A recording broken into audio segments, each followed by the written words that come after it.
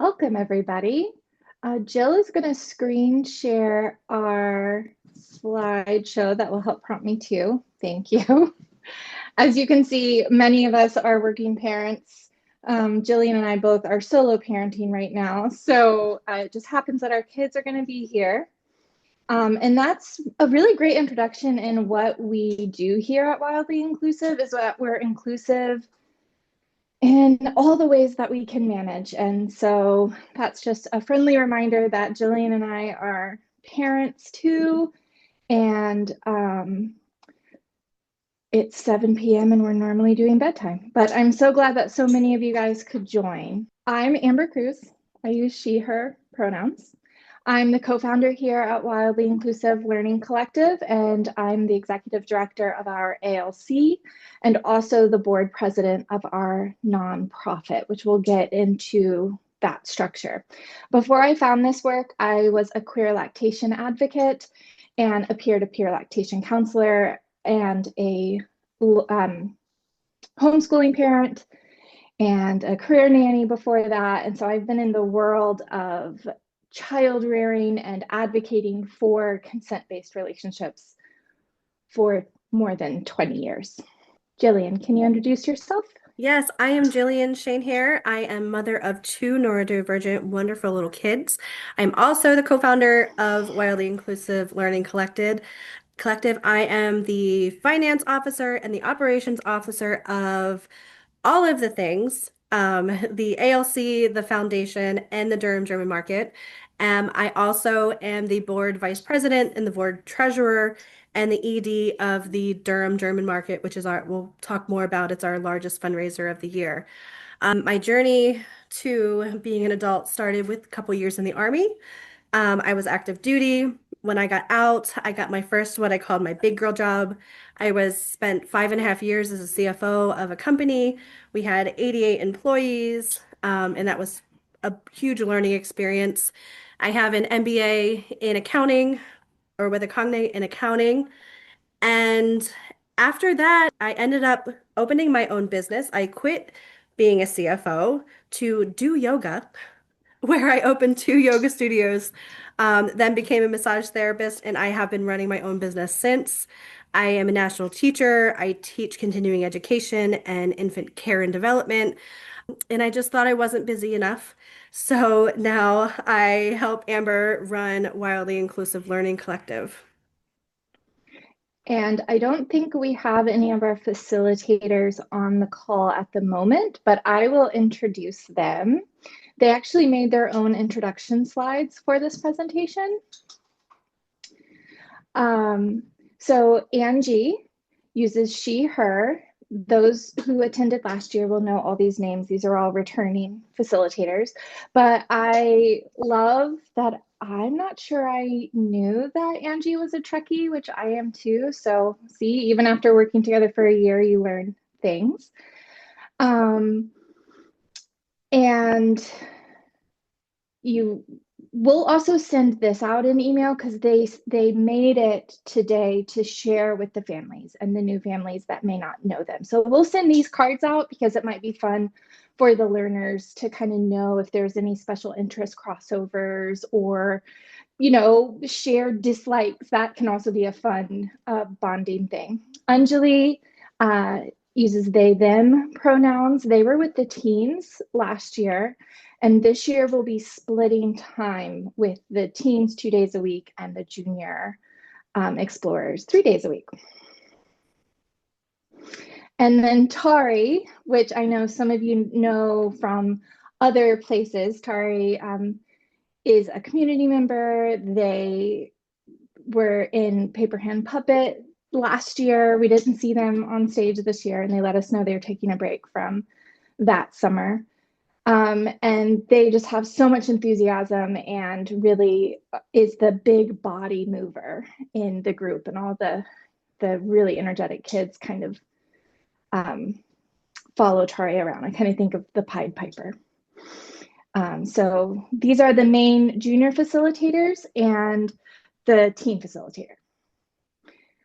All right, so we're going to do a quick overview because we are not just an ALC. And I think it's really helpful to know what our entire nonprofit looks like and what we stand for. Many of you already know these things. This is why you signed up to join this community, but it can be a little confusing if you're brand new to it.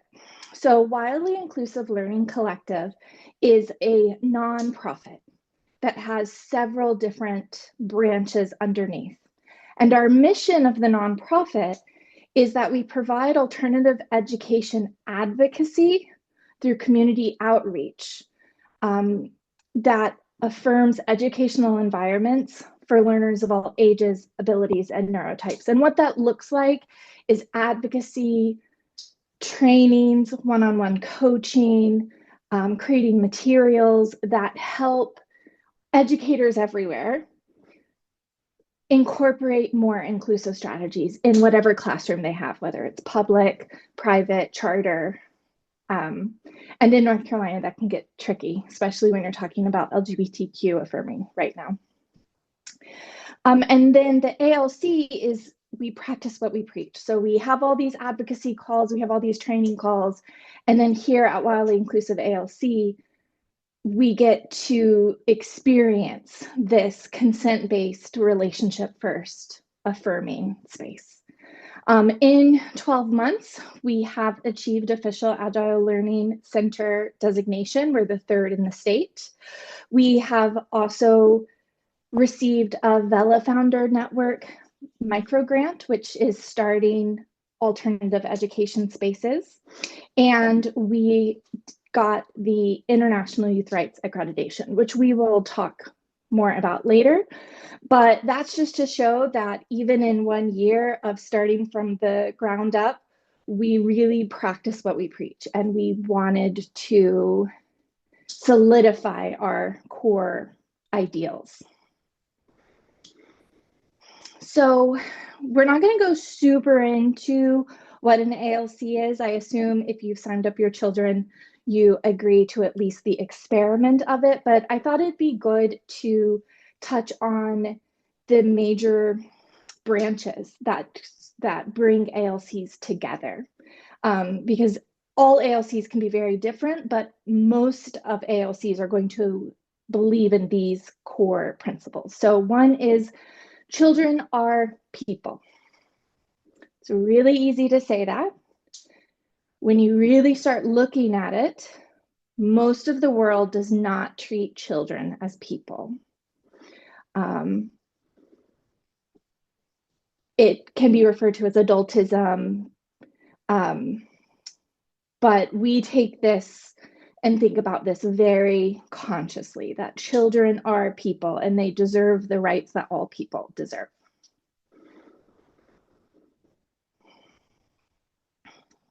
We believe that learning is natural and happening all the time. And what I love about this is it can happen all the time. It's that it is happening all the time. Whether you acknowledge that they're learning or not is irrelevant. We are born curious creatures. I think we are all natural learners, and if we harness that, we can be lifelong learners. And so we really talk about the process of how to learn instead of what to learn. We believe that people learn best when they make their own decisions. So that can be making a decision of what to learn about, but it can also be a decision of where to learn it, how their body is. Are they sitting? Are they standing? When am I hungry? When can I go to the restroom? If we think about traditional schooling environments, these decisions are not left to the individual child. People learn more from their culture than from the content they are taught. And I love this one because it calls out curriculum-based learning. So we can follow a science curriculum or a math curriculum or a reading curriculum, and we can think that's more important than anything else. But what we have found is that people, and children are people, learn more from their culture, whether that's their family culture, the culture of where they live in the world, or what we do at Wildly Inclusive, which is consciously create a culture. When you walk in these doors, there are certain truths that you can rely on. And that these young people are learning more from their relationship to each other than any content we can bestow upon them. Something you'll hear a lot of Agile Learning Center facilitators and advocates repeat ad nauseum is this mantra: maximum support with minimal interference. My child wants you to see this. And I take this at home as well. So the idea of you're not just throwing these young people to the wolves without support. You are scaffolding. And our facilitators do a lot of training on how to scaffold, where it's this maximum support that feels comfy without interfering with their natural processes of whatever experience that young person is having. This is really where Agile Learning Centers came from, was utilizing the agile engineering model. This is a very simplified version of what engineers would see, but this is the core principle of an ALC, and it's a repeated cycle of an intention. That could be you want to do something, you have a question about something, you want to experience something, whatever that goal is, or just desire or curiosity. Action is the doing. So if you're making a rocket or a potato gun, or you want to do a play, the action is figuring out, how are you going to do it? What are the steps? What resources do we need? Reflection is this process done for me? Have I learned what I need to learn? Am I satisfied with how far that potato went? Am I satisfied with my dance? And if you're not, you go back to action, and it's that cycle. And then when you're ready, and this is something that we really stress here at Wildly Inclusive, is when you're ready, sharing is valued. It's not forced, but the idea that the work and attention you did as a human being is worth sharing. And if you're comfortable, worth sharing outside of our circle. So we have networks of other Agile Learning Centers we can share with, but especially for those who are interested, we'd love to help them set up a blog or a YouTube channel, or write up their results and share it, or record their gaming experience and share it where it feels comfortable. So that's that cycle. And again, it is never forced. It is all by consent. And some people just want to keep their reflections and sharing to themselves, and that's also honored. It's just some examples of what shareable value can look like. It could be as simple as just documenting, and we use a program called Prism, which we'll follow later, and that may be enough for that learner, simply documenting their experience in that way. But if they have a longer project, or they're just driven to record more, having help to establish logbooks or different tracking systems, making videos, writing blogs, or even doing dictation. Like, my child doesn't read or write, but she loves when I write down what she says, illustrations, and more, because these kids are creative and they're going to come up with ideas that surprise me every day. Okay, so you've probably heard a lot about morning meeting. We've included this in both the parent handbook and the learner handbook, and we almost always bring it up in family interviews. Morning meeting is the one time that all of our learners are invited to be in the same space, and it is really this precious, sometimes it's only 5 minutes, sometimes it's 25 minutes, but it's this precious time where that's where the conscious culture building happens. That's where the community agreements happen. That's when planning for offerings, saying what you want to do, depending on the mood of the group, sometimes really amazing conversations about what's going on in the world happens, but a lot of times it's silly it's connection. They'll do a body movements. And then that's also the space where occasionally, yeah, baby, there's what Agile Learning Centers call change-up meetings. And change-up meetings are when something's not feeling great in the group, and it's a time that they can come together and say, hey, I've noticed that ants are getting all over our rug because food's always on the rug and I'm not able to keep up with the crumbs. What can we do about it?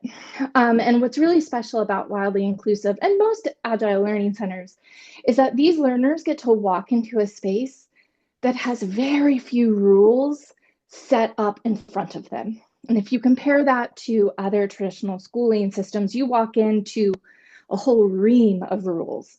We have very minimal rules, but it doesn't mean there aren't boundaries. And the first weeks really are about that culture building and community agreements about what spaces should be used for what activities.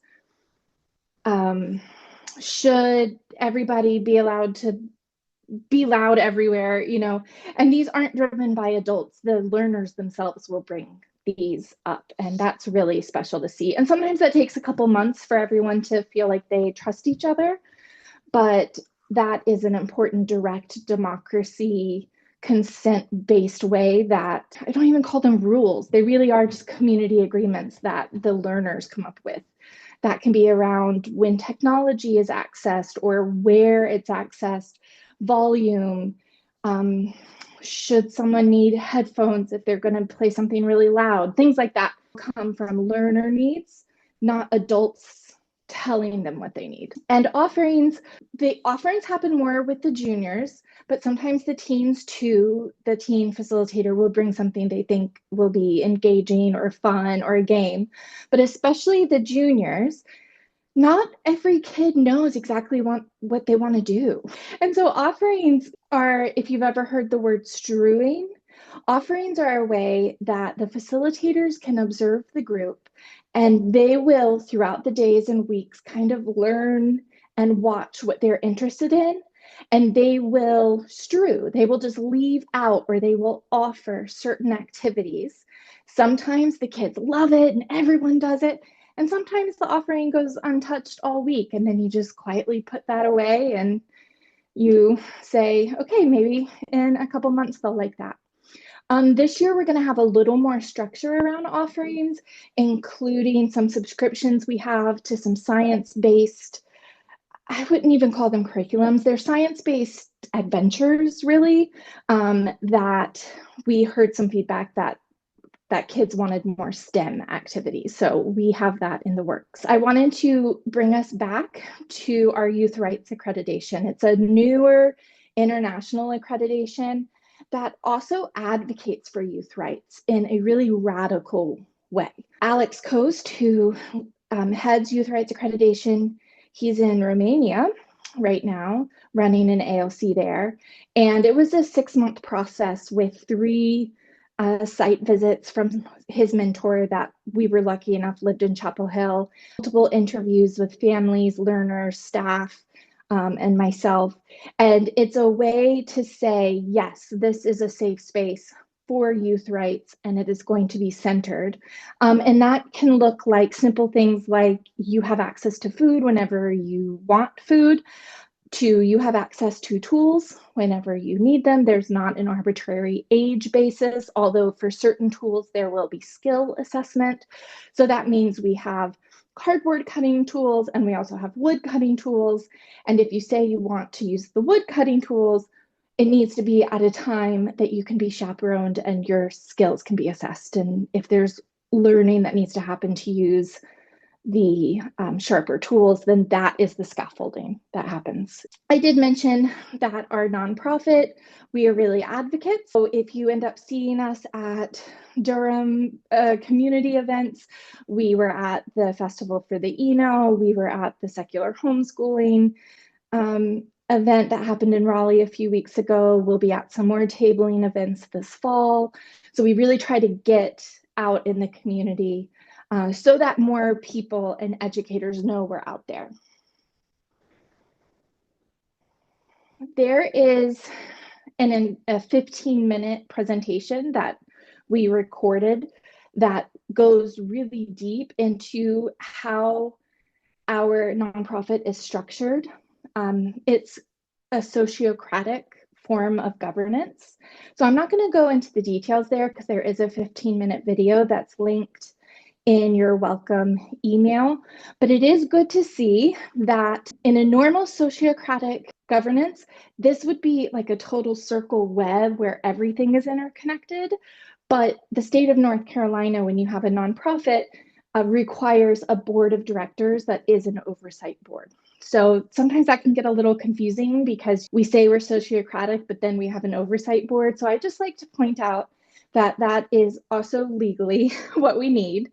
And you can always contact the board if you feel like the ED is being shady about something. Like that's what the oversight board is for. And their email is right there. That goes to all of our current board members. Also on our website, not the ALC website, but the nonprofit website, all of their individual emails are listed. And so that is also where you can find our minutes from our board meetings, our financials. We are a nonprofit, and that means a lot of our stuff is public domain. So if you get interested in supporting that side of us, or you just want to know more about it so you can help spread the word, we do have an entire foundation website committed to that. So I'm going to let Jill take over because the Durham German market is her baby. Yes, and I apologize for the noise ahead of time. The Durham German Market is our largest and only fundraiser of the whole year. Last year, we decided that we wanted one fundraiser and we wanted to make it fun. And the original idea was to have it at the school. In about 2 months, we went from 0 likes on our Facebook event to 8,000, and realized really quickly that this could be something really big and moved it to Durham Central Park. The event itself has over 90 vendors, and these are all artisan vendors who make their own things. It's nothing store-bought and nothing that isn't handcrafted.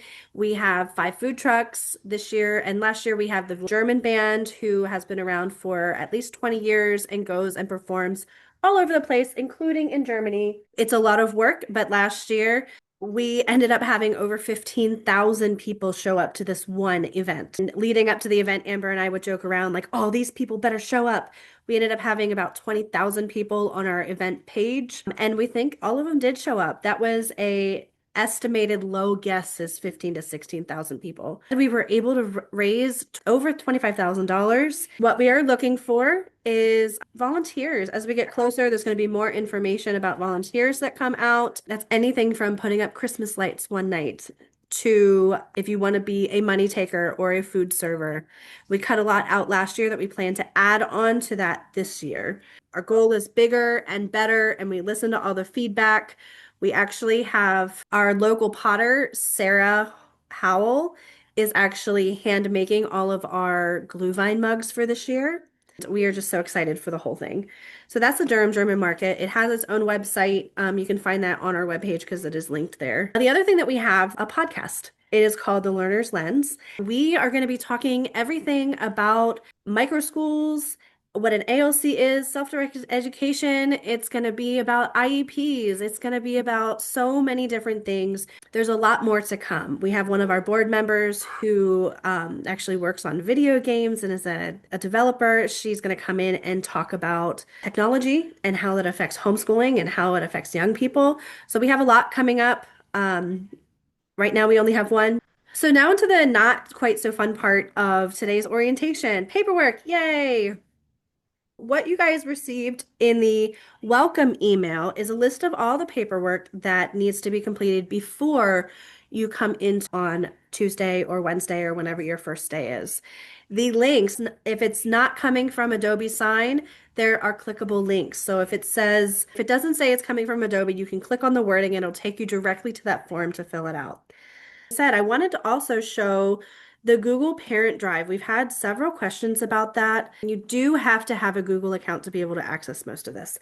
If you go into your Google Drive, the symbol looks like this, and go into shared drives, you're going to see something that says 2526 parent file. Everybody has access to this file. Inside is all the important information that you might need. We have a checklist of things to do before you come. We have the calendar in case you ever use it. We have the classroom volunteer sheet. If you are signed up to be part of the, or what we used to call it, that is the volunteer sheet where you sign up for your days in the classroom. If you utilize ESA Plus, we have a how-to and exactly what to do to upload ESA. We have the learner handbook, the parent handbook, and we even have payment links that you can either copy, paste, or use QR codes to upload to the payment information. The other important thing that we're going to get to specifically is Prism. And in the Prism folder, what you're going to find is how to access Prism. It is on iPhone, on every other phone, and then how to access it from a computer. So all this can be found in the parent file. One thing that is not on here yet is going to be a pictures folder. If you end up volunteering, one of your main jobs is going to be to walk around and take pictures. As we get more into Prism, you're going to find out why. But those pictures can be uploaded here into the parent file, and the facilitators are going to use them to make posts into Prism. Another thing that we use them for is the end of the year yearbook. And that was really fun to make and go through all the pictures last year.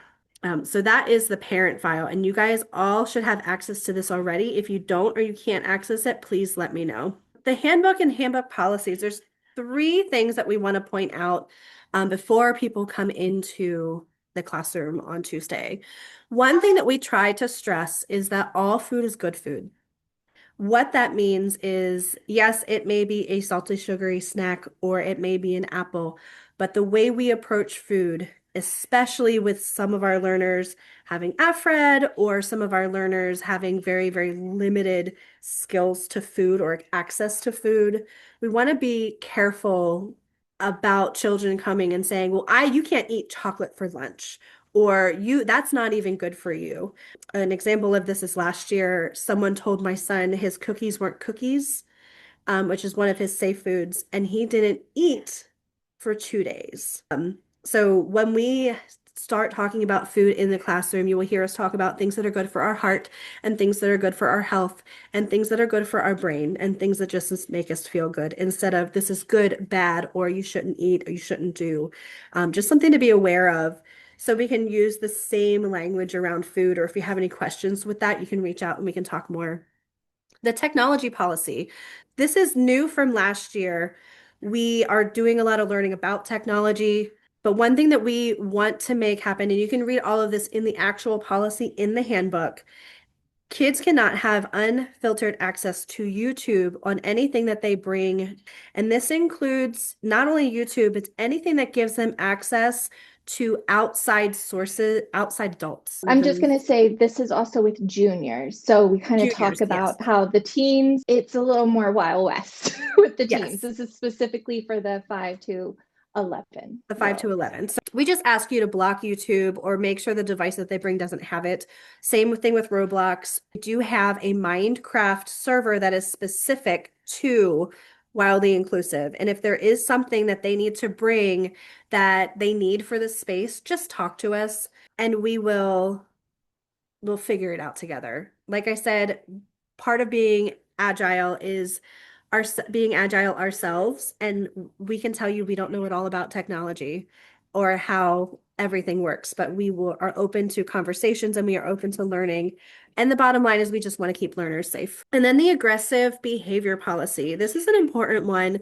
Most of us have neurodivergent children. What the aggressive behavior policy is, we are looking out for the felt safety of everybody that's in our program. So the aggressive behavior policy came out, and I do want to stress that it is all agile. So we never had a you can't bring technology to co-op last year. It just took until about the last 3 months for kids to want to explore technology. And then we bought an iPad for them. And there will also be now a laptop for the facilitators. And then we have this huge Promethean screen that will have access to YouTube, because the whole point is that we just want to supervise what's happening. It's not that we're saying no, it's that some of our kids will play Minecraft for 3 hours on the stage, and that's totally fine. We just want to make sure that everyone's staying safe. And the aggressive behavior policy also came out of that, which is kind of someone who day after day is losing control of their body and either physically or emotionally making the other learners feel unsafe. We realized that we needed to be more ahead of that so it didn't get to the point where suddenly this learner kind of felt, oh, these kids are scared of me. And so it's not to label anything, it is just to have a very clear step by step how we handle when someone is having a hard time being there. And so, how that looks is if they have an aggressive outburst, they'll have a call in, they'll be talked to once, but it's never punishment. And then if it happens again, the day is called. And so, what we request is that if a parent is called to pick up that learner, that happens as swiftly as possible. Because then, if the learner is clearly already dysregulated, having to wait an hour for a parent to call us back can be really hard for the facilitators to handle and also for the other learners who are still trying to do their thing, but they're also seeing, oh, this learner's having a really hard time. And that's really like the pushing, hitting, biting, spitting. It's not yelling, you touched me, right? This is we're working with learners and our facilitators are highly trained. If you're getting called, it's not because someone accidentally pushed somebody. It's because clearly that learner was having a hard time. The next thing we're going to talk about is PRISM, and I put a little snapshot up here. We have 6 out of 30 families registered for PRISM right now. PRISM is one of those links that was clickable in the email. I'm also going to send an email that goes over all of this, gives you again what those links are and for you to sign up. This is something that we are paying for. What PRISM is basically our own private, kind of works like Instagram, but it tracks what educational progress your child is making. So an example that we can't see here would be if your child played Uno. You put in these children played Uno, you tag the children, you actually run it through the system, and it's going to pull out all of the educational components of Uno and what they were working on. What is it when they're working together? What is it when they're counting numbers? When are they doing letters? And the system does that for us. The cool thing is you have to go and for a custody battle and someone is questioning your choice in schooling.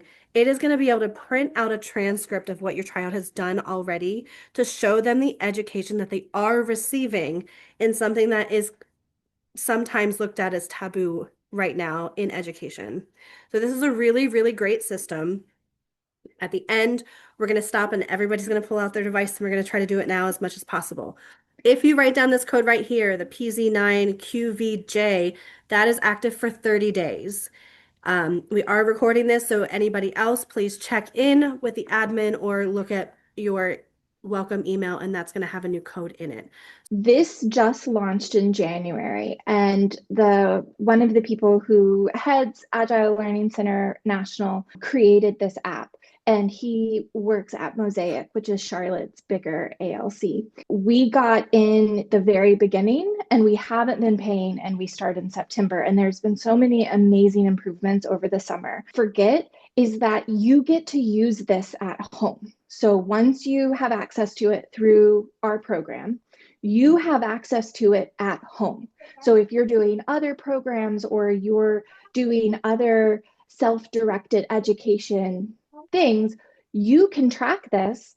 And then when they say they want to go to high school or they want to go to Durham Tech, or when they kind of know where they want to go, the whole seed idea was to make more visible embedded learning that happens in self-directed education. It is really easy for those of us passionate about self-directed education to trust the process, but not so easy sometimes to translate that into a language that more traditional schooling sees. And so Prism does that for us. And so once you have access to it, you can make private entries that art facilitators or us do not see and build out your own learners' life learning, which is really exciting. I think it's going to revolutionize self-directed education. We have our own parenting circle. You can think of this as our version of a PTA if you've ever been involved in another school's parent committee in that way. You'll know that it's a place that parents can get together, they can share their learners' experience and their family's experience with the program, and they can also decide to improve campus life. So you could decide to fundraise for something that you see is missing. And we have some parents that are running that parent circle through Discord. The link to join Discord is in your welcome email. It's a clickable link, and it is just called WILC Parent Committee. And there will be more activity within Discord as the year progresses. So many of us want to know how to get involved in the classroom. One of the big ways is Prism. That is where you're going to see what is happening on a day-to-day basis. One of the updates that I just got an email about was that every Sunday, Prism will generate an email to your inbox and tell you the post that your learner was tagged in. So I know we're all busy, or we're working from home, or we're balancing life, and so you might forget to check into Prism. Well, you're going to get an email every week that will show what your kid was tagged in. We also have a structure of opt-in and opt-out. So we do have some new families this year that are opt-in. And that means depending on how many days and how many children you have in the program, you have a certain amount of volunteer hours that will be spent on campus. Whether you're a volunteer or you're opt-out, but you have a real passion about something, we always welcome parents bringing in an offering. So let's say you're a woodworker and you just really want to share that craft. You can email Angie, her email's down there. She's going to be heading volunteer coordination this year. And she's also kind of my executive director assistant. I didn't have last year, so we're really excited to have Angie one day a week helping me. She's also going to help schedule in-person or virtual parent meeting. So that was some feedback we got last year that wasn't structured enough. And so she has said on Fridays from 9 to 11 a.m., she or any of the other facilitators, so let's say your child really connects with Tari and you want 20 minutes with Tari, Angie will fill in for Tari on that Friday for those 20 minutes, and you can have a in-person or virtual meeting to talk about your kid. And these are scheduled. So make sure that you make them day before or check by email or something, and that it's not just a walk-on day. Many of the families who went last year, we weren't able to get the yearbooks by the end of the school year, and I had them available at my house, but it's hard to go out of your way. So I have most families' yearbooks, and they will get it on the first day that they come back next week. Last year we had picture day. She took amazing portraits of the learners, and she sold that directly between her and the family, but at a steal for what her normal price is. That will be happening again in November. So especially for those of us who homeschool, we don't often get that opportunity to get school photos, but they didn't feel school. She did them outside on the steps of the old Murphy School. We will be having more field trips. So we only got one offsite field trip last year at the end of the year to the planetarium, and it was so fun. And it was one of these days that it was on a Tuesday, but even if you didn't normally come Tuesday, you were invited to come to the planetarium. So it was more of a community building, and that's how Fridays will be. Not every Friday, but sometimes the building is rented on a Friday and we don't feel safe having the learners there with a lot of strangers in the auditorium. And so there'll be 2 or 3 Fridays like that instead of meeting at the school, we'll plan a field trip, and then all learners from all days are invited. The only caveat is that if you're not normally a Friday learner, it needs to be chaperoned because we don't have the facilitators to magically have all 30 learners together at one time. But if you have flexibility on Fridays, it could be a really fun community bonding, because if you only come on Wednesdays and somebody else only comes on Tuesday, Thursday, it's like two ships that never that never meet. And so having more community chances for all 5 days to come together helps build relationships. Oh, and we will never do transportation for field trips. So even if you are a Friday person, you would be responsible for dropping off and picking up. But if you are a Friday person, you can drop off. You don't have to chaperone. So all that will be, of course, gone over again. But if you were last year, we only had one field trip, but this year we'll have 3 or 4. And that is never as in maybe later when we become a full registered school. And just to let you know, we do have Facebook pages for our foundation and our Durham German Market. We call it WILC, which is our foundation TikTok page. We have our YouTube channel, and we also have an Instagram account. Be sure to follow the Durham German Market, that we give away tickets to DPAC quite a bit, and other giveaways too. So we usually post them over on the Wildly Inclusive page, but they all actually fall under the Durham German Market. We have our own parenting circle. You can think of this as our version of a PTA if you've ever been involved in another school's parent committee in that way. You'll know that it's a place that parents can get together, they can share their learners' experience and their family's experience with the program, and they can also decide to improve campus life. So you could decide to fundraise for something that you see is missing. And we have some parents that are running that parent circle through Discord. The link to join Discord is in your welcome email. It's a clickable link, and it is